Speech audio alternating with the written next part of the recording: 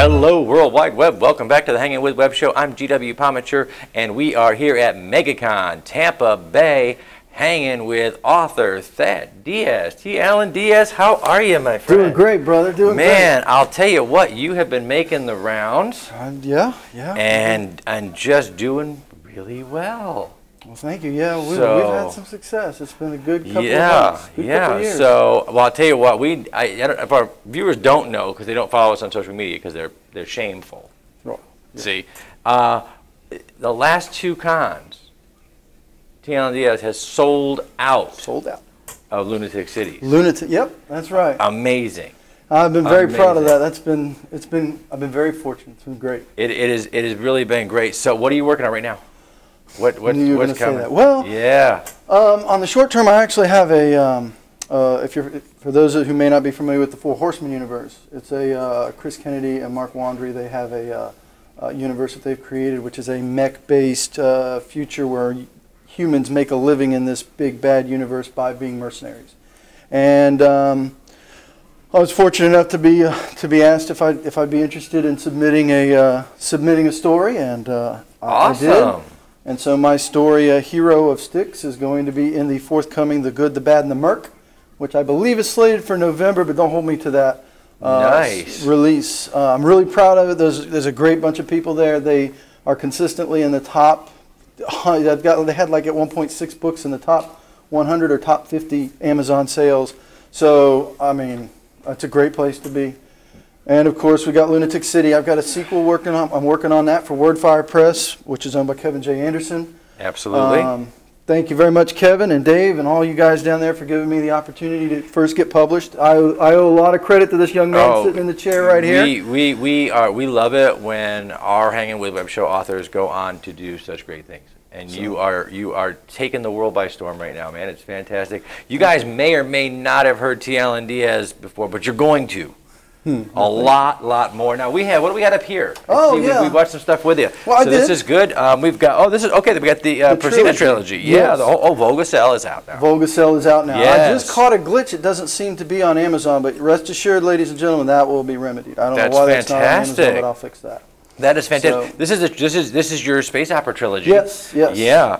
And so are we done, or are there We're done. more? We're done. You're done with these people. We're done with those. You're done with those people. I got a lot of stuff going on. It's a great story. I had a good time, but you got to hang it up and move on to other greener pastures. Greener pastures. You got Lunatic City coming out. You got another one of those. I have another Lunatic City. I'm doing rewrites on right now, and then we'll jump into editing. I also am working on a very new project for me. Is a fantasy, an epic fantasy. Fantastic. Which is going to be a flintlock fantasy. All right, and wow. I've got I'll go ahead. You know what? On your show, I'm going to go ahead and reveal a working title right now. Wait. You saw it here first. My working title right now. My working title right now is The War of the Gods. The War of the Gods. That is the series name. I'm still waiting on a title for the first one, but right now my files are all War of the Gods, and so nice. It is going to be a flintlock fantasy. And it is going to be a Napoleon-esque with some Greco-Roman influences and some historical influences. Awesome, man. So I'm really excited about it. I've found that it's been such a challenge because, so far the stuff that I've written, science fiction, you could take what we know and just kind of give it some advanced tech and move forward. But now I've got to create a completely different society or societies with different morals and different gods and different theologies, and I'm creating all this stuff, and that's true world building. When you get into fantasy, it's really world building. Building a future world means extrapolating where we are, where we're going, adding those fantasy elements to what you already know. When you build a fantasy, and so much has been done, and you guys may not know this. Authors, we're funny folks. We don't like to do what somebody else has done. That's correct. If we have to, if the rules are so ingrained, then we do it, but we don't like to do it. We like to pave our own way. Yeah. And so when you get into this world, you're like, okay, now I have to create everything. And that's been done before. And and I actually found a couple things that have flat been done, and I've just gone, there's nothing new under the sun. I'm rolling with that. Yeah. Well, I used to tell people all the time that the last truly original idea was allowing human beings to walk upright. Yeah. That's the truth. After that, we've been repeating and reinventing and reimagining creativity. That's true. Most of the monsters that most of our kids are growing up on are 2,000 years old. Yep. They've been reimagined and retooled. Shakespeare stole from the Greeks. There you go. So when we do it well, you don't know it. Yeah. We hide it in there. Okay. So they want to move on to clickbait, which is us. We're going to seek a headline in the silly stuff. All right. Because that's what the internet loves. So, if you had a moon rock, what would you do with it?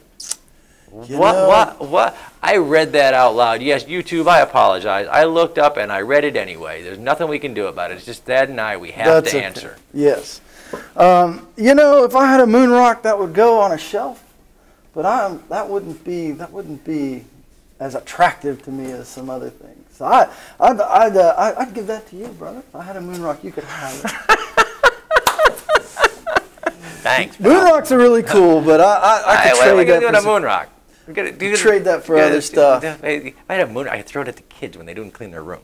It'd be fun. Okay, if you were a box of cereal, what would you be? If I were a box of cereal, I'd be Cracker Jacks. Oh, that's not cereal. Jacks. That's not cereal. That's not. We'll take but that'll work. Cracker Jacks will work. Yeah. Cracker Jacks will work. Yeah. Well, I'll tell you what we do. We're trying to catch up here, find out where you've been, what you've been doing. What's the best thing that happened to you this week? What's just the best thing stands out in your mind? Without any hesitation, sitting right here next to you. Without any hesitation. Because I have looked forward to this for a long, long time. The Hangin' With Web Show is that cool, folks. No, you know what? They are that cool. They are awesome people. I love all you guys. You guys are great. And I'm going to tell you that one of the things that I personally want to say, Garrett, thank you. Because you know what? This guy right here, this guy has really been a major force in my career. I never want to forget that. As a writer, I'm seeing a lot of success, but I'm seeing a lot of it because of the people that I've had the opportunity to meet. You are definitely the original. If I could blush, if I had a heart, I would blush. No, honestly, in truth, it is a privilege. It is a privilege to be a part of some fantastic creative journeys.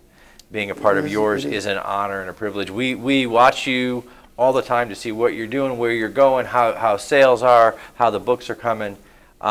We want our creators to succeed. We really, really, truly do, and it's an honor to be a part of that in any way that we can. So I am grateful for your thanks, and thank you for letting us come with you on this ride, because it's a great ride. It is. It's a great ride. And you know, we have our moments as creative people where we're alone in our rooms, and we're just sitting there going, what am I doing?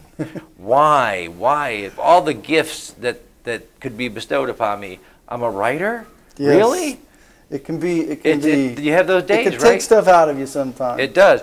But the next day I get up and I see, that sold out at Dragon Con.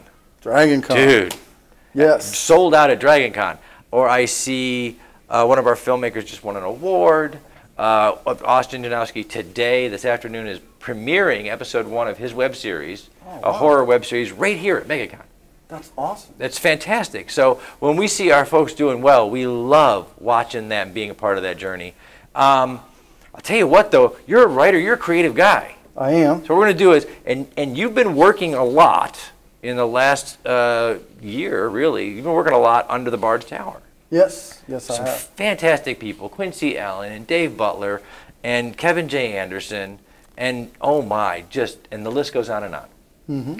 So we're going to let you write yourself into any fictional universe with one rule.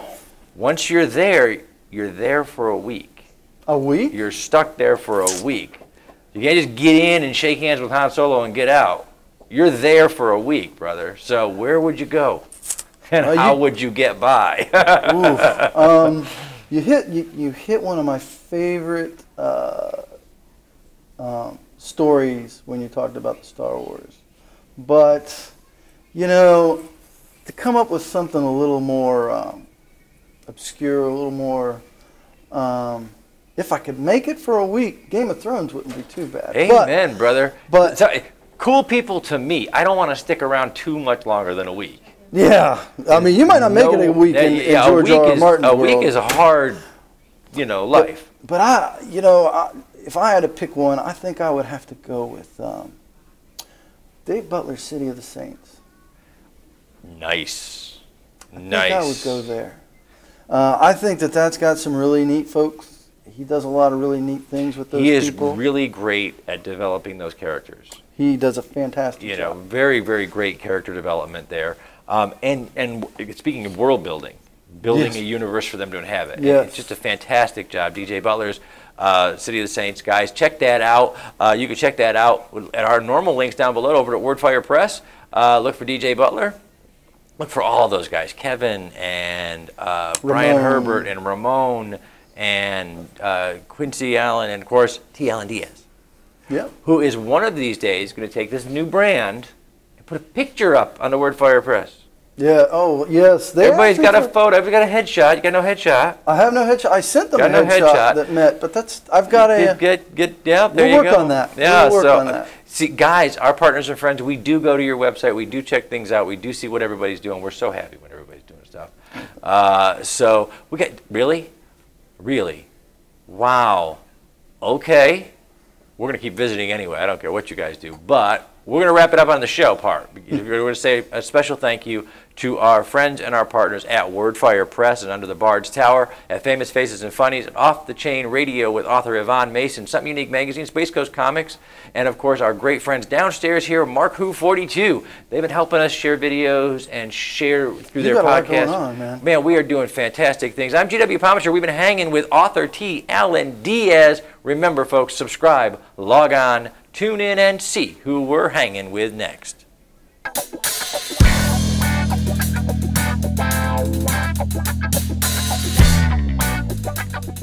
Wow.